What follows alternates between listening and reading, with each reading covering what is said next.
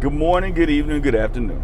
How y'all doing today? It's Antonio with another episode of Thus Said the Lord unto me, so such as I have, give unto thee. How y'all doing? This is the day, y'all. The day the Lord had made. I will rejoice and be glad in it. I will rejoice and be glad in it. I'm rested. I'm ready. I'm ready. I'm ready. Let's get it. Let's get it. But I gotta admit, I was fighting. But this time it was a different kind of fight, y'all. It wasn't fighting in the spirit. It was fighting in the flesh. Because I ain't gonna lie. Oh, man, this morning, the way the bed just held me tight. It just was like it was just rocking me. I was like, hold on now. Hold on, what we doing now? The bed wouldn't let me go. Somehow or another, it comes 6. And then I was like, one more. 7. 8. Around 9 o'clock, I got up before I got a 10 count. I had to jump up out of there and just say, yeah, we ready. Let's go. Let's go. I'm ready to get it. I'm ready to get it. Come on, let's get it. Yeah. I was almost down for the count. But here we are. I'm up. Let's go. What's on my heart today? What did the Lord say to me today? What has the Lord put in my spirit today? Well, while I was in the shower, we had our conversation, as we usually do. I don't know what it is about the water, but it's something about when water hits you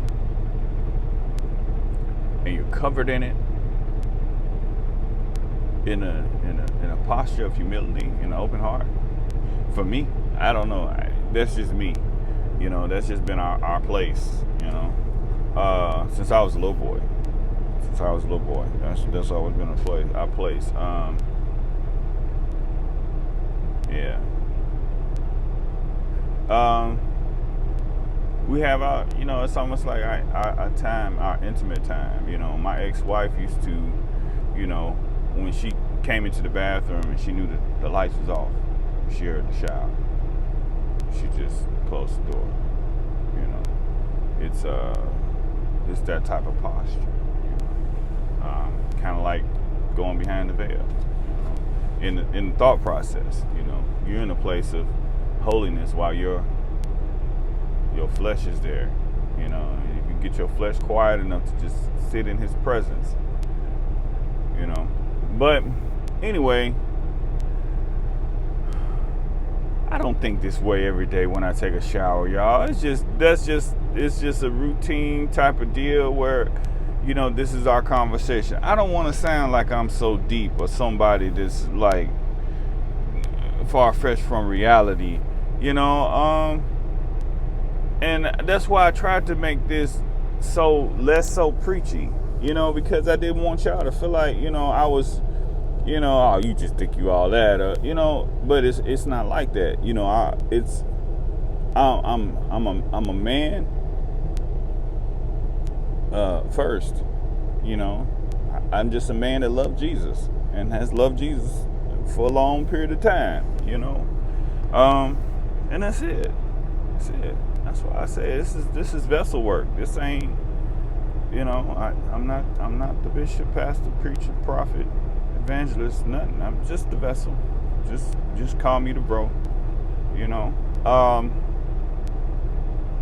But that's not what he got on my mind. So let me stop getting off track and get on focus. Cause see, this is I need them blinders, y'all. That's what I have to put on. We need them blinders and stay on track. So what I'm trying to get out is that he was talking to me about grace, and we was talking about it. And he asked me a question. It was one of those. I look at it like it was one of those psychology questions. Psychology questions are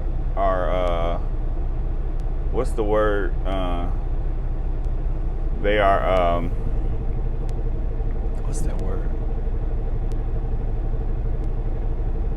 That means it's not. It's really for you to answer.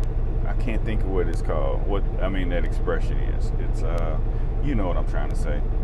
Y'all, it's early for me. Like I said, I just jumped out the shower, came about this hotel, dragging all this stuff, unpacked up, repacked the truck, and now I'm ready to roll. So I ain't even had coffee yet. So I might stutter just a little bit, and as you can see, it's hard to stay focused. Rhetorical. Yeah, they ask you rhetorical questions, and this is what this is. He said it was about grace.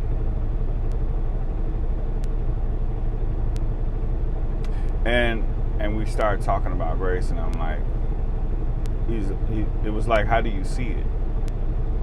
How do you see this? And I answered, and it was, I know that grace is unmerited favor, but I also understand it as unmerited favor within time restraint. And the time is set by you, Alpha and Omega. I didn't say that. This is where I got my thought process.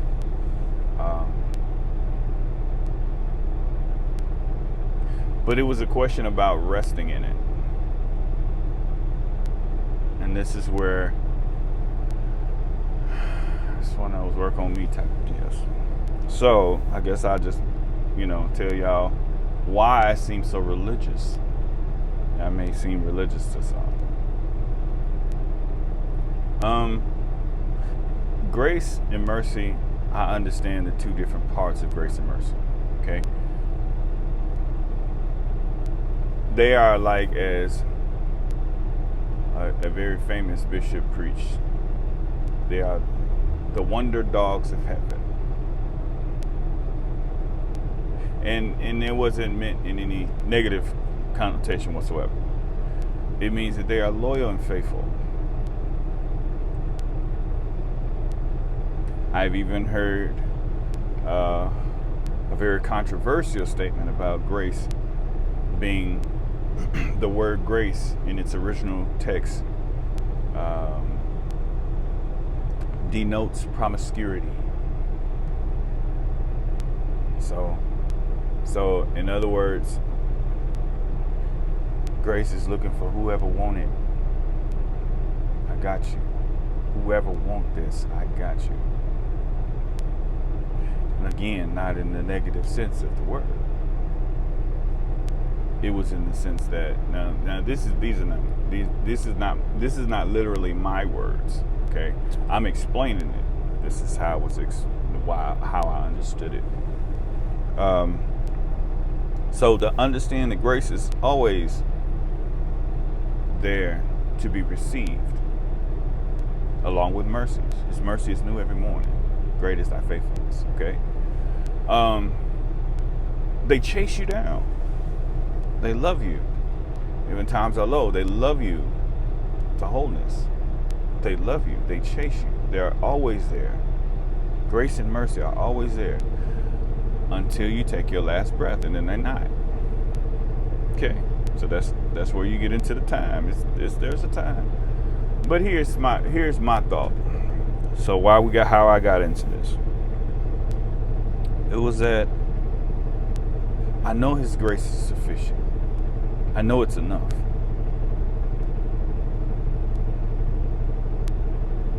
But do I want to depend on it?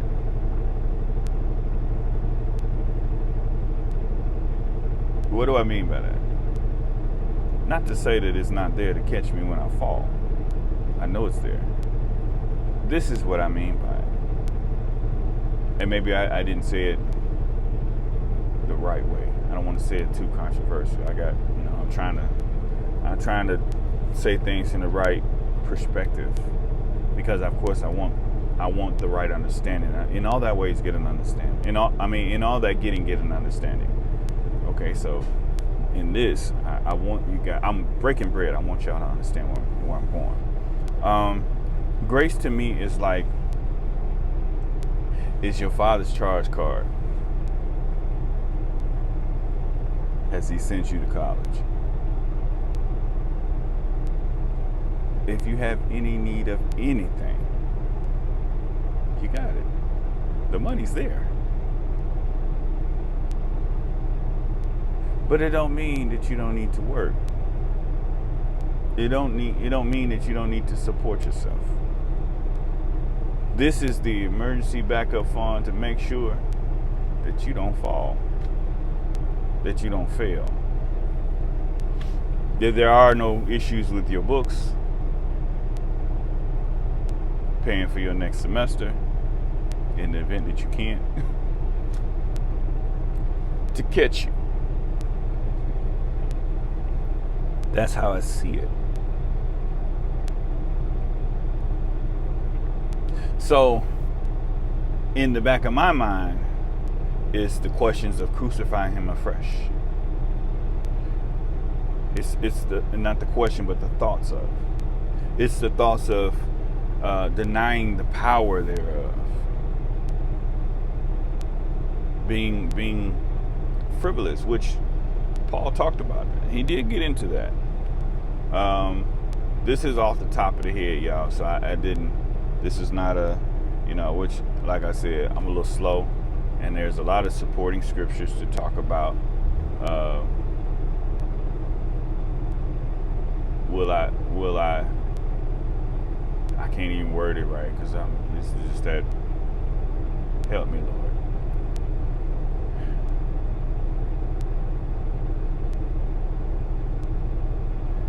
I can't say it right. Will I do something?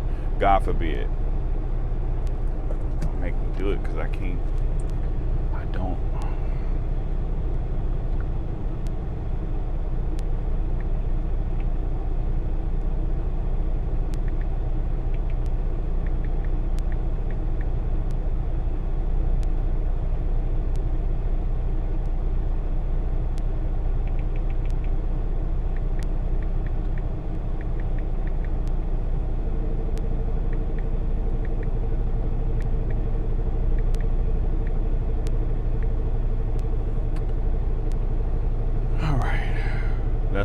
That's where it is. Yeah, I know. I'm slow, but I ain't that slow. Okay, so according to whatever version this is, which I hate doing. I know I'm not gonna do that. I'm gonna find it in the King James version because that's how I roll. He said, okay, so it says, what then? Shall we sin because we are not under the law, but under grace? God forbid. That was the scripture I was going on. But in that which is Romans 6. And that's where it gets into that. Grace is there. The grace is always there. Because we are believers. The problem is that we come to this place where we're not reverencing and separating the things that are holy because of that unmerited favor. And this is why when he asked me the question, I'm grateful. I'm talking about grace, and I'm grateful. I'm grateful that he's there to catch me. And it is by his spirit that I operate and I move. But I'm not going to do things that I know could compromise that. So I guess to me it's more or less the time versus the favor. When you get a little bit older, time is more important. Because time is what you don't have. That's the least thing you have. So I think that over time I've gone through this change in me to where now I recognize that, I know, of course, like I said, his grace is sufficient. His grace is enough to get me through whatever ailment, whatever thorn in my flesh, whatever is going on at that moment. But at the same time, I'm not trying to, thou shalt not tempt the Lord thy God. Okay, so I'm not trying to dive off the deep end knowing that grace is going to catch me. Okay, and that's where the enemy came in with the scripture that I want to say is found in Isaiah.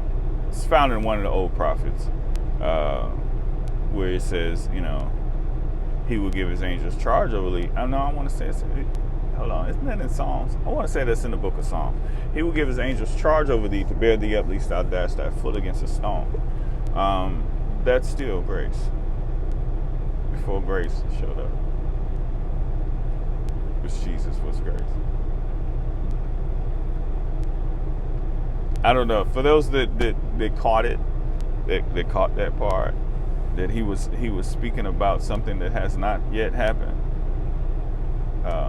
Because they were still, remember, they were still in the temple. They were still in the temple. You know, he flipping over tables because it was still necessary to make alms, to give sacrifice for the for atonement. So, you know,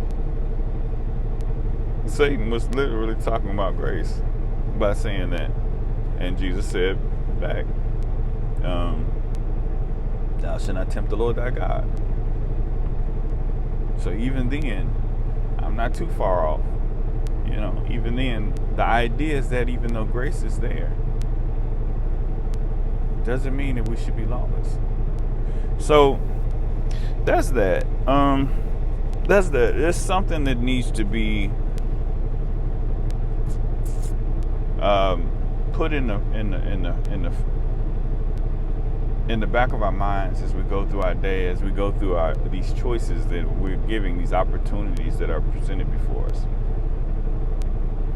Will we take these choices and almost as if we're reckless by taking leaps of faith only for grace to catch us?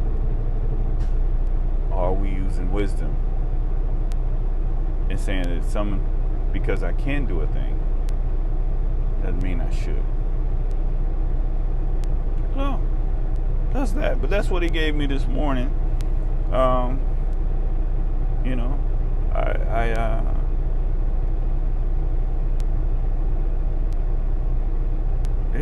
gotta get it started. As y'all can see, I'm sitting here, so I can't necessarily, do this and that. I gotta get some coffee, y'all, because I'm slow. I gotta admit, I am really slow. So please forgive me. I love y'all with the love of Christ. Maybe we'll be back on here a little later on today. I tried to get in there, and I haven't listened to nobody's message, so do not come for me. I ain't listening to no messages. I'm just getting my day started. I ain't even listened to my little devotional that I listen to every morning. I ain't even nothing. So this is fresh. This is fresh, hot, and ready. Okay, so don't be in the non-comments talking about you coming for me and this, that, and other, and all. Don't do it. Not today. This is a new week. This is a whole new week. And I wouldn't know that. I wouldn't know some of that because if I just wouldn't follow. But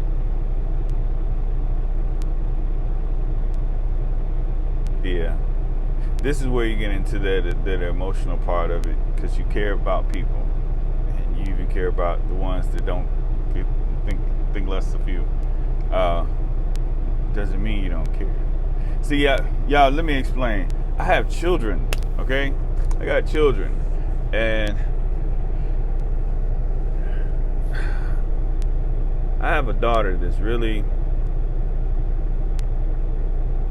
manipulative, okay?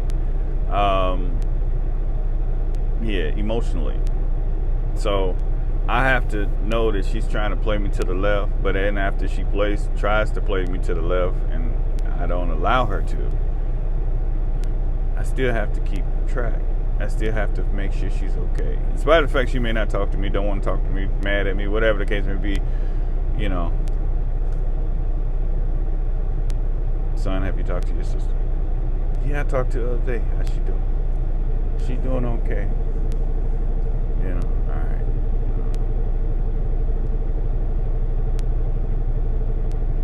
Honey Badger, you talked to our daughter? Yeah, I talked to her. How's she doing? She okay? Yeah, she okay. All right. Yeah, I said Honey Badger because she a G. That wasn't a I don't know if that was a nice thing to call it, but for y'all that don't know what that is, it's an inside joke though. Really, it's really an inside joke. Her boyfriend don't even know I call it that. So that's an inside joke. It's not a, yeah, and it's nothing. Yeah, look up the animal if you don't know what that animal is. A honey badger is an animal that will fight a lion. It will fight a whole lion. It will fight all the animals in Africa. It does not care. It is very, very bold and yeah. And these animals will actually take it and they see it coming and they don't even like, and it's a little small ferret like size honey badger. I mean, size like a beaver, okay? But it has a ridiculous amount of bravery, to where it will stand up to whole prides of lions and hyenas and will fight over the hyena's food. Will actually come at the hyena like, give me a piece. Really? The hyena come with the 2-piece. What is you doing? You're not finna take our food. And the honey badger just take the 2-piece like it's nothing. Like bam bam. I said, oh, you got it. That's it. And start laughing. So it's that type of, this animal, this creature was created without the ability to be afraid. That's really all it is. I have no ability to be afraid. So it's just a bully. That's why I called you a bully. So it wasn't really nice. But it's not really mean either. There was nothing sweet about it. Yeah, there's nothing sweet. So yeah, maybe for those that thought I said because I said honey, there was some sweetness in. Nah, it means like I will take this honey from you. What do you want to do? Give me your cookies. Debo, you want your cornbread? That wasn't Debo. That was homeboy from Life. Debo was just beating people up, taking their bicycle. Anyway, I'm just rambling. See, that's why I gotta get this coffee, y'all. I love y'all with the love of Christ. Until next time.